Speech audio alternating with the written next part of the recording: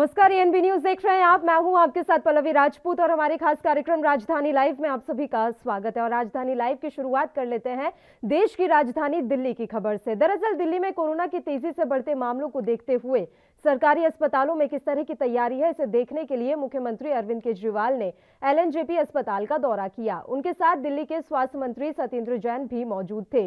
Bed, दवाइयां और oxygen के स्तर पर व्यवस्थाओं का भी उन्होंने जायजा लिया। सीएम अरविंद केजरीवाल ने कहा कि अच्छी बात है कि इस लहर में अस्पतालों में आने वाले कोरोना मरीज बेहद कम हैं, लेकिन फिर भी संक्रमण से बचें और अपना ध्यान रखें।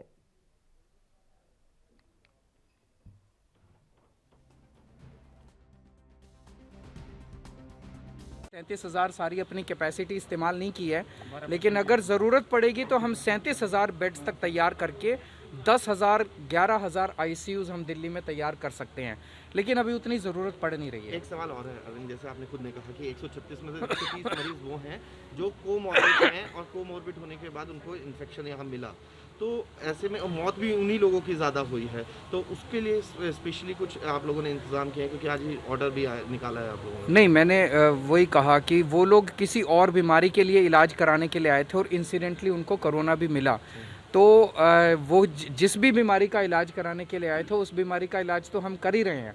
मान लीजिए कोई कैंसर का इलाज कराने आया, उनका कैंसर का भी इलाज चल रहा है और कोरोना का भी इलाज चल रहा है। वो मान लीजिए किसी का फ्रैक्चर था वो कराने आए, हार्ट की प्रॉब्लम थी वो कराने आए, उसका तो इलाज चल ही रहा है। अस्पताल हमारे पूरी तरह से इक्विप्ड है उस बारे में। सर, लेकिन उन लोगों को निश्चिंत करा जाएंगे क्योंकि जब आपने ये नए आदेश पाबंदियां लगाई हैं, क्योंकि मामले बढ़ रहे हैं तो पाबंदियां लगनी ही थी, लेकिन बहुत से लोग हैं जो सोच रहे हैं कि वो बेरोजगार हो जाएंगे या पलायन जैसी स्थिति के लिए। मैं उन सबको ये कहना चाहता हूँ कि ये जो रिस्ट्रिक्शंस हैं, ये रिस्ट्रिक्शंस बहुत बहुत बहुत मजबूरी में लगाने पड़ रहे हैं।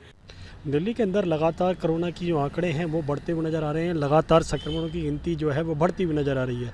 इसी को लेकर दिल्ली सरकार लगातार प्रयास भी कर रही है और उसी प्रयास के अंदर खुद आज दिल्ली के मुख्यमंत्री अरविंद केजरीवाल ने अस्पताल यानी कि कह सकते हैं एलएनजेपी अस्पताल के अंदर खुद जायज़ा लिया। अस्पताल के अंदर जाकर के किस तरीके की सुरक्षाएँ या फिर कहें सुविधाएँ मिल पा रही हैं मरीजों को। मगर जहाँ तक कि अरविंद केजरीवाल ने खुद बताया कि अस्पतालों के अंदर हालात अभी सामान्य हैं, यानी कि लोग जो हैं अस्पतालों के अंदर भर्ती नहीं है ज़्यादा संख्या में।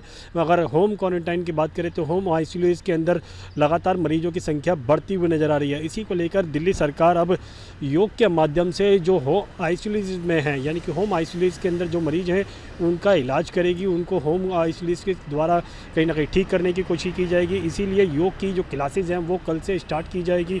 लगातार यही प्रयास किया जा रहा है कि दिल्ली के अंदर जो आंकड़े हैं वो घटते हुए नजर आए। मगर लगातार जो प्रयास लगाए जा रहे हैं कि कोरोना के जो आंकड़े हैं वो घटते हुए नजर आए। मगर जिस तरीके से कहा जा रहा है जनवरी लास्ट के अंदर कहीं ना कहीं जो कोरोना की जो स्थिति है या फिर कहें ओमिक्रॉन की जो स्थिति है वो बढ़ती हुई नजर आएगी। मगर उसी को कंट्रोल करने के लिए दिल्ली सरकार अभी से ही प्रयास करती हुई नजर आ रही है और आने वाले दिनों के अंदर ये प्रयास कितने सफल होंगे ये जरूर देखना होगा।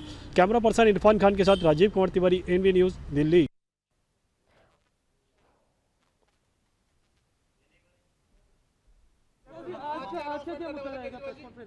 आज आइए बैठे बात करते हैं। सीएम चेहरे का ऐलान अगले हफ्ते होगा। और चलिए इस खबर पर तमाम जानकारी के साथ इस समय राजीव तिवारी दिल्ली से हमारे संवाददाता लाइव जुड़ गए हैं। सीधा उन्हीं का रुख कर लेते हैं। राजीव, पूरी जानकारी आपसे चाहेंगे। दिल्ली में कोविड को लेकर फिलहाल क्या कुछ तैयारियां दिख रही हैं और ताजा आंकड़े कोविड के क्या कुछ कह रहे हैं?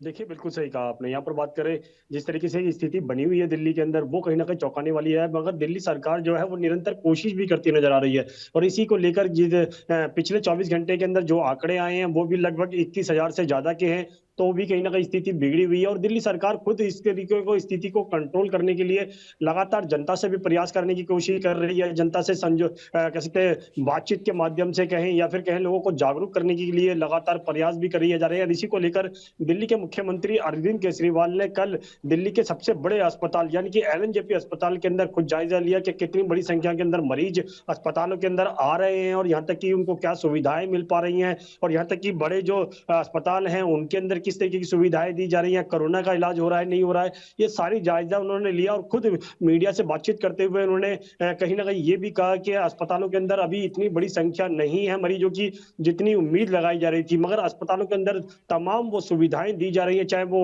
आईसीयू बेड की बात करें या फिर कहें ऑक्सीजन बेडों की बात करें, ऑक्सीजन की बात करें या फिर कहें नॉर्मल बेडों की बात करें, तो लगातार कहीं ना कहीं उसकी संख्या भी अभी इतनी लगातार बढ़ाई जा रही है ताकि आने वाले दिनों के अंदर स्थिति को कंट्रोल किया जा सके। मगर जिस तरीके से दिल्ली के मुख्यमंत्री अरविंद केजरीवाल ने कहा कि लगभग 24 घंटे के अंदर 20,000 से ज्यादा के आंकड़े आ सकते हैं, तो कहीं ना कहीं अब वो प्रयास बिल्कुल सफल हो गया है, क्योंकि जिस तरीके से कोशिश की गई थी अस्पतालों के अंदर मरीजों की संख्या कम करने की, वो जरूर कम होती नजर आ रही है, मगर होम आईसीयू के अंदर जो मरीज हैं उनके लिए भी कहीं ना कहीं सुविधाएं दी जा रही हैं, उनके लिए भी कह सकते हैं ऑनलाइन के माध्यम से योग की क्लासेस आज से शुरू कर दी गई हैं, जिसके अंदर योग के माध्यम से ही लोगों को ठीक करने की कोशिश की जाएगी। डॉक्टरों की टीम भी बैठी हुई है जो ऑनलाइन के माध्यम से लोगों का इलाज भी करेगी जो आईसीयू के अंदर है।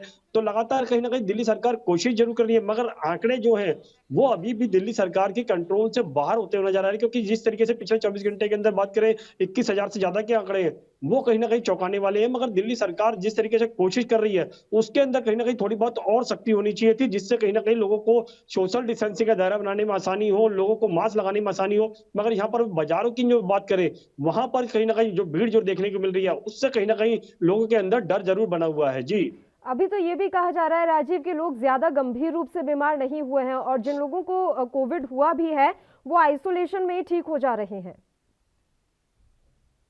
देखिए बिल्कुल सही कहा आपने। यहाँ पर बात करें जिस तरीके से गंभीर रूप से जो बीमार नहीं है, चाहे वो कोरोना के हों या फिर कहें कह सकते हैं ओमिक्रॉन के हों या फिर कहें और बीमारियों के हों, वो इतनी बड़ी संख्या में नहीं है जितनी बड़ी संख्या में प्रयास लगाए जा रहे थे। मगर दिल्ली के अस्पतालों की बात करें, दिल्ली के अस्पतालों के अंदर तमाम वो सुविधाएं अभी तक मौजूद हैं और लगातार बेडों की संख्या की बात करें लगभग 34-35% के करीब ही बेड जो है वो भरे हुए हैं, मगर लगभग कह सकते हैं कि अभी 60% से ज्यादा जो है वो बेड अभी खाली है। मगर लगातार दिल्ली सरकार जो है वो लगातार और बेडों की संख्या भी बढ़ा रही है, वेंटिलेटर बेडों की संख्या भी बढ़ा रही है, कहते हैं ऑक्सीजन बेडों की संख्या भी बढ़ा रही है, नॉर्मल बेडों की बात करें वो भी संख्या बढ़ाई जा रही है। मगर यहाँ पर दिल्ली के मुख्यमंत्री जब खुद जायजा ले रहे हैं तो उससे सही कहीं ना कहीं ये लगता है कि इस अस्पतालों की जो स्थिति है उसको कंट्रोल करने की कोशिश की जा रही है। और जो दूसरी लहर के अंदर देखने को मिला था कि बेड नहीं मिल पा रहे हैं, ऑक्सीजन नहीं मिल पा रही है, लोग बाग परेशान है, एक जगह से दूसरी जगह पे ऑक्सीजन लेने के लिए भाग रहे हैं, वही स्थिति की यहीं पर दोबारा से न बने, इसी को लेकर दिल्ली सरकार बहुत ज्यादा प्रयास करती हुई नजर आ रही है। मगर यहाँ पर बात करें जिस तरीके से अरविंद केजरीवाल जब बता रहे थे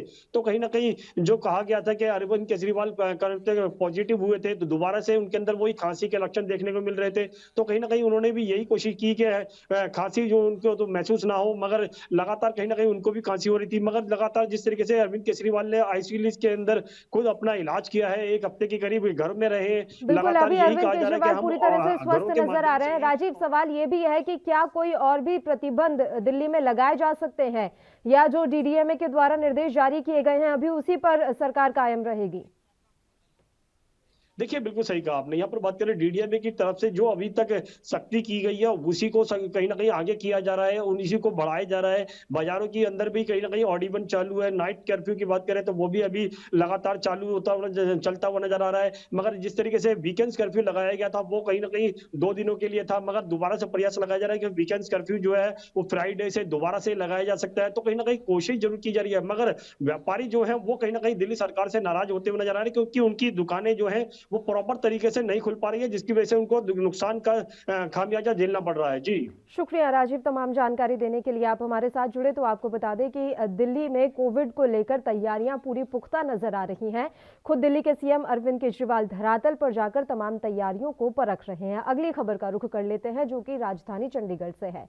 पंजाब के फिरोजपुर में प्रधानमंत्री नरेंद्र मोदी के फ्लाईओवर पर फंसने के मामले में सियासी घमासान लगातार जारी है। इस बीच शिरोमणि अकाली दल के नेता विक्रम सिंह मजीठिया ने इस मुद्दे पर सीएम चरणजीत सिंह चन्नी को घेरा है। मजीठिया ने बड़ा आरोप लगाते हुए कहा कि सीएम चन्नी और नवजोत सिंह सिद्धू के दफ्तर में साजिश रची गई थी। अकाली नेता ने कहा कि पीएम मोदी को चन्नी सरकार को शर्मिंदा करना था, इसलिए उनके साथ इस तरह की हरकत की गई है, इसलिए उनके रूट को खाली नहीं कराया गया। मजीठिया ने सवाल पूछा कि सीएम कहीं भी जाते हैं तो उन्हें कभी नहीं रोका जाता, फिर पीएम के साथ ऐसा क्यों किया गया?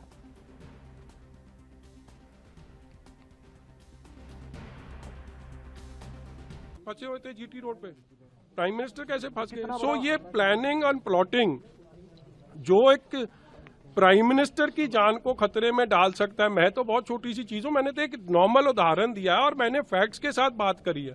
आफ्टर ऑल आज चन्नी साहब ने उनको हटा दिया, पहले यूज करा, अब यूज एंड थ्रो करा।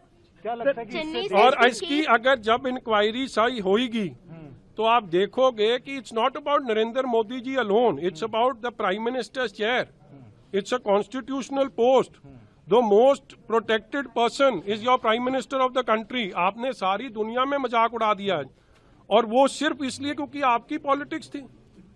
सो मेरा तो ये फंडामेंटल सवाल है कि जो लोगों इस प्लानिंग और प्लॉटिंग में थे आप उनके तक पहुंचो ना। चंडीगढ़ से हमारे संवाददाता अमित इस समय लाइव जुड़ गए हैं इस खबर पर तमाम जानकारी के साथ। अमित, पूरी जानकारी आपसे चाहेंगे। बिक्रम सिंह मजीठिया ने बड़ा आरोप लगाया है, उन्होंने तो ये तक कह दिया कि ये पूरी साजिश रची गई है सीएम चन्नी और नवजोत सिंह सिद्धू के दफ्तर में। ये देखिए, सीधे तौर पे अगर हम कहें कि बिक्रम सिंह मजीठिया ने एक बहुत बड़ा एलिगेशन लगाया। उन्होंने सीधे हुए एग्जाम्पल दिया कि जब अगर हम कहें मुख्यमंत्री चरणजीत चन्नी के रास्ते में कभी कोई डिले नहीं होता 20 मिनट का, जब खुद पीसीसी प्रेसिडेंट पंजाब कांग्रेस के प्रधान नवजोत सिंह सिद्धू के रूट में कहीं अड़चन नहीं आती, जब भी ब्लॉकेज आती है तो डाइवर्जन लिया जाता है। तो ऐसा क्या हो गया कि जब प्रधानमंत्री नरेंद्र मोदी को जब कहीं जाना था तब उनको 20 मिनट तक एक ब्लॉकेज में लगाना पड़ा। क्यों ऐसा हुआ कि उनके लिए कोई डाइवर्जन नहीं मिला? ऐसा क्या हुआ कि उनके लिए कोई ऑल्टरनेटिव रूट पॉसिबल नहीं था? उन्होंने सीधे तौर पर एलिगेशंस लगाए हैं मुख्यमंत्री चरणजीत चन्नी पे कि जान के ये कदम इसलिए उठाया गया ताकि प्रधानमंत्री नरेंद्र मोदी और बीजेपी को अपमानित किया जा सके, उनको शर्मसार किया जा सके। इसलिए ये कदम उनकी तरफ से उठाया गया ताकि माहौल बने कि डिले नजर आए कि आखिर इतना बड़ा कदम क्यों, आखिर लेट क्यों, 20 मिनट तक कहीं पर भी उनको रोकना एक चीज बहुत बड़ी एक सिक्योरिटी लैप्स था, पर उसके बाद भी ये इसलिए उठाया गया ताकि उनको शर्मसार किया जा सके। ये सीधा सीधा उन्होंने एक एलिगेशन लगाई है अगर हम कहेंगे कांग्रेस पार्टी के मुख्यमंत्री चरणजीत चन्नी पे और खुद कांग्रेस पार्टी के प्रधान अगर हम सीधे तौर पर पंजाब कांग्रेस के प्रधान नवजोत सिंह सिद्धू पे। उन्होंने कहा कि एलिगेशन ये प्लान था कि जो डिले था कि रोड ब्लॉक होगा, रोड ब्लॉक में आगे कोई ऑल्टरनेटिव रूट नहीं मिलेगा, सब कुछ प्लान किया गया था। पर इस प्लान के लिए इसलिए वो प्लान इसलिए था कि ये चाहते थे कि प्रधानमंत्री नरेंद्र मोदी और जो पंजाब बीजेपी है उसको शर्मसार किया जाता है। पर इस चीज के चलते खुद पूरे दुनिया में अगर हम कहें कि पूरे वर्ल्ड ओवर में भारत की इमेज खराब हुई है कि भारत के ही प्रधानमंत्री को एक ऑल्टरनेटिव रूट नहीं मिला, उनकी इतनी बड़ी सिक्योरिटी लैप्स हुई। ये एक खुद पेटी पॉलिटिक्स जो नसीर तौर पे खुद की पेटी पॉलिटिक्स के चलते खुद पंजाब के मुख्यमंत्री चरणजीत चन्नी ने एक सिक्योरिटी लैप्स कराया, जिसके कारण खुद प्रधानमंत्री नरेंद्र मोदी के काफिले को 20 मिनट तक जब फंसा रहना पड़ा और इसका कोई और लॉजिक उनके सामने नहीं आता। उनका सीधे तौर पे कहना है कि एक प्लान्ड ब्लॉकेट था और अगर ये प्लान नहीं, क्योंकि इसका सीधा एग्जांपल दिया कि मुख्यमंत्री भी कई जगह जाते हैं, उनको भी कई जगह उनका कई ज्यादा ब्लॉकेज मिलते हैं, पर उनके लिए हमेशा ऑल्टरनेटिव्स होते हैं। खुद पीसीसी प्रेसिडेंट नवजोत सिंह सिद्धू भी अलग अलग जगह पे जाते हैं, चाहे चंडीगढ़ आए चाहे कहीं पे अपने घर से निकलते हैं, तो उनको और ज्यादा ब्लॉकेज मिलते हैं, पर उनके लिए भी ऑल्टरनेट होते हैं। फिर ऐसा कैसे हो गया कि देश के प्रधानमंत्री नरेंद्र मोदी के लिए एक ऑल्टरनेटिव रूट नहीं था? तो ये सब एलिगेशंस उनकी तरफ से लगाए गए हैं। जी पल्लवी। अमित, बताया जा रहा है कि जब ये एलिगेशन लगा दिए गए तो उसके बाद कांग्रेस पार्टी ने इस पर कहा है कि बिक्रम मजीठिया ने जो कुछ भी कहा उससे ये साफ होता है कि शिरोमणि अकाली दल अब भी भारतीय जनता पार्टी के साथ है। ये देखिए, ये स्टेटमेंट जरूर आए हैं कि अगर कहें कि कहीं ना कहीं ये स्टेटमेंट उन्हें प्रो बीजेपी दर्शाता है, पर उनके अगर हम स्टेटमेंट्स को देखें तो ये अगर हम कहें कि पॉजिटिव में बीजेपी के पॉजिटिव नहीं, ये सीधा सीधा तंज अगर हम कहें कि कांग्रेस के ऊपर था। ये अगर हम कहें कि इन्होंने एज बीजेपी सपोर्टिव नहीं बोला, उन्होंने ये हमारे देश के प्रधानमंत्री की सिक्योरिटी लैब्स के ऊपर बोला। उन्होंने सीधे तौर पर ये चीज हाईलाइट करते हुए बोली कि सिक्योरिटी लैब्स हुआ 20 मिनट तक, अगर हम कहें कि देश के प्रधानमंत्री की गाड़ी फंसी रही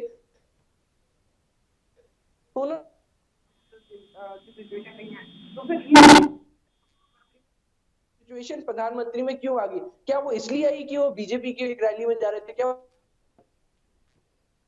वो इसलिए ये सब इसलिए ये इतने बड़े एलिगेशन उनकी तरफ से लगाए गए? इस चीज का अगर हम कहें एलिगेशंस के ऊपर ही अगर हम कहें सीधे तौर पे कि कांग्रेस की तरफ से पलटवार किया गया, पर वो पलटवार कितना सही है वो एक अलग पहलू होगा। पर अभी जो बात उठी है वो काफी हद तक जायज नजर आई, क्योंकि उन्होंने सीधे तौर पे एग्जांपल दिया कि अमित, एक बात तो साफ हो गई है कि ये जो मसला है वो विधानसभा चुनावों में जमकर गूंजने वाला है।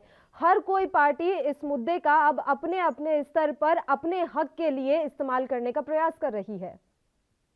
जी देखिए, बिल्कुल, ये एक बहुत बड़ा मुद्दा है अगर हम देखें कि अगर प्रधानमंत्री नरेंद्र मोदी रैली ग्राउंड तक पहुँच जाते, अपनी रैली कर जाते, तब शायद इतना बड़ा इश्यू नहीं होता। अगर हम बात कर रहे हैं कि सियासी माहौल गरमा चुका है क्योंकि इसको हम सिर्फ एक बीजेपी रैली नहीं कैंसल देख सकते। हमें ये देखना होगा कि देश के प्रधानमंत्री एक स्पॉट तक नहीं पहुँच पाए, वो एक स्पॉट पे अटके रहे।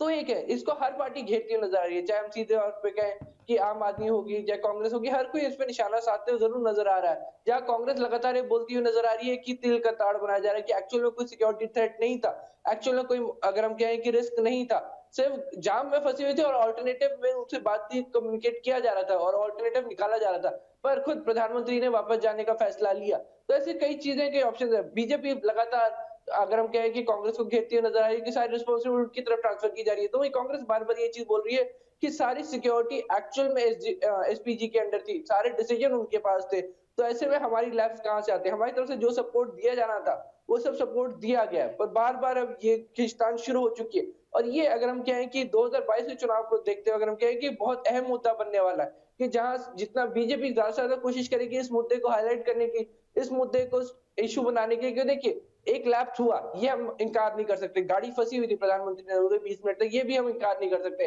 तो इस इश्यू को कितना ज़्यादा हाईलाइट करते हैं, कितना ज़्यादा लोगों के बीच में ले जा पाते हैं, क्योंकि इस इश्यू को इस तरह से दिखाया जा रहा है कि पंजाब में माहौल स्टेबल नहीं है। पंजाब में अगर हम कहें कि सुरक्षा उस लेवल की नहीं है जिस लेवल की होनी चाहिए, तो इस चीज को वो बार-बार हाईलाइट करते हुए बीजेपी की तरफ से नजर आ सकते हैं। तो ये कांग्रेस लगातार ये चीज बोलती हुई नजर आ रही है कि कोई इश्यू नहीं है। और इसी इश्यू के बीच में अगर हम कह सकते हैं कि अब शिरोमणि अकाली दल ने भी अब बीच में एक स्टैंड ले लिया और सीधे तौर पे सारा इल्जाम कांग्रेस के ऊपर शिफ्ट कर दिया है। उन्होंने ये बोल दिया कि सियासी फायदों के लिए, सीधे तौर पे उन्होंने बोला कि कांग्रेस ने अपने सियासी फायदे के लिए कि बीजेपी और प्रधानमंत्री नरेंद्र मोदी को थोड़ा-सा शर्मसार करने के लिए ये कदम उठाया चलिए। कि एक्चुअल में ऐसा सच कुछ नहीं होना था। बिल्कुल, जी। बिल्कुल। ठीक है, शुक्रिया अमित, आप हमारे साथ जुड़े तमाम जानकारी देने के लिए। तो आपको बता दें कि बिक्रम सिंह मजीठिया ने पीएम की सुरक्षा में चूक के मसले को प्रेस वार्ता के जरिए जोर-शोर से उठाया है और उन्होंने साफ तौर पर कांग्रेस सरकार पर आरोप लगाते हुए कहा कि ये साजिश के तहत करवाया गया है। अगली खबर का रुख कर लेते हैं राजधानी मुंबई से।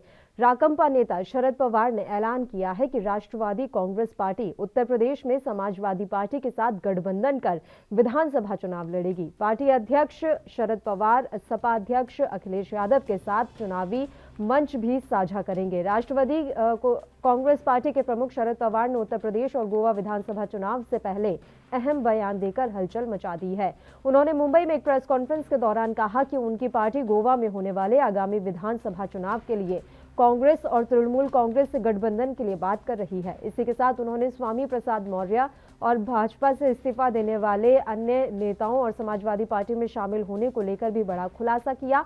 पवार का कहना है कि मौर्य के अलावा यूपी के कुल 13 विधायक समाजवादी पार्टी में शामिल होने वाले हैं।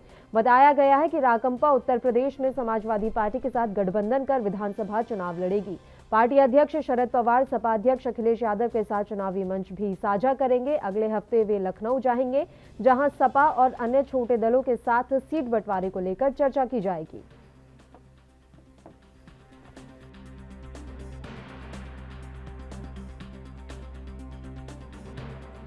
गोवा कांग्रेस पार्टी,